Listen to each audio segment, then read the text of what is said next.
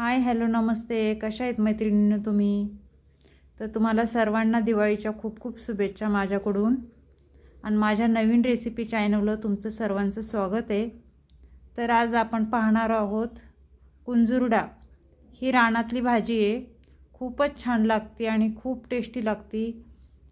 तर आपण आता ही भाजी मी निसून घेतलेली आहे, पाहू शकता तुम्ही. ही आणि अशीच ही लांब लांब भाजी ठेवायची, जास्त अशी बारीक खुडायची नाही. आणि पाहायची कुठं माती आहे का, कुठं काय आहे. आणि ही भाजी स्वच्छ पाण्याने आपल्याला धुवून घ्यायची. कुठं किडीचं पान वगैरे असलं तर ते काढून टाकायचे आपल्याला. पाहू शकता तुम्ही, मी छान ही भाजी धुवून घेतलेली आहे. आणि एका पातेल्यामध्ये मी पाणी गरम करायला ठेवलं होतं. पाण्याला छान आपली उकळी आली, त्याच्यानंतर ही भाजी आपल्याला पाण्यामध्ये सोडून द्यायची. तर ही भाजी छान पाण्यात सोडून घ्यायची आणि 1-2 मिनटं फक्त ह्याला आपल्याला वाफ देऊन घ्यायची ह्या पाण्याला, भाजीला. भाजी चांगली वाफळून झाली की मग आपल्याला ही भाजी काढून टाकायची. का तर त्याचं ते पाणी असं लालसर निघतं ना, म्हणून ही पाण्यात आपल्याला टाकायची ही भाजी. बघा, पाहू शकता तुम्ही, भाजी छान आपली पाण्यामध्ये हे झालेली आहे. तर आता ही भाजी आपण काढून घेऊया. तोपर्यंत इकडं मी साहित्य सांगते तुम्हाला, आपल्याला भाजीला काय काय लागते ते. मी मिरच्या घेतलेल्या आहेत 5-6 आणि लसूण घेतलेला आहे सोलून. 7-8 पाकळ्या लसणाच्या घेतलेल्या आहेत. तर आता आपल्याला हे छान बारीक करून घ्यायचे. पाहू शकता तुम्ही, छान बारीक झालेलं आहे. तर पॅन मी इकडं ठेवलेला आहे गॅसवर, गरम झाला आहे आपला पॅन.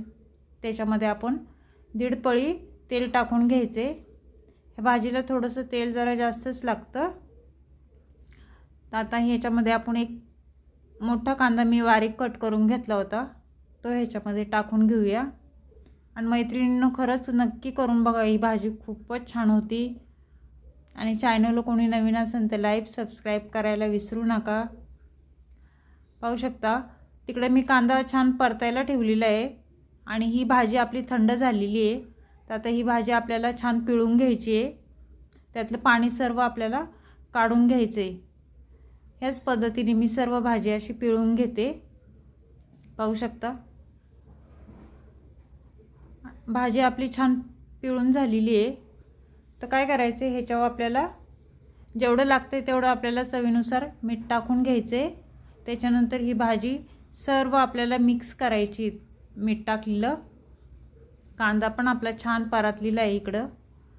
तर त्याच्यात आता मी हिरवी मिरची आणि लसूण वाटून घेतला होता, तो ह्याच्यामध्ये आपण टाकून घ्यायचा आहे आणि छान परतून घ्यायचं आहे. ही लसूण हिरवी मिरचीचा वास गेला पाहिजे. तेलामध्ये छान परतल्यानंतर वास निघून जातो. आणि मग ही भाजी येता ह्याच्यामध्ये आपण टाकलेली आहे, ती छान हलवून घ्यायची, आपल्याला मिक्स करायची चांगली. आणि मैत्रिणींनो, खरं सांगते, तुम्ही ही भाजी तुम्ही नक्की करून बघा. आणि कुणाला आवडते मला कमेंट करून नक्की सांगा. बघा, आता आपली भाजी छान झालेली आहे. पाहू शकता तुम्ही, मी दाबून दाखवते तुम्हाला. बघा, शिजली आपली भाजी छान.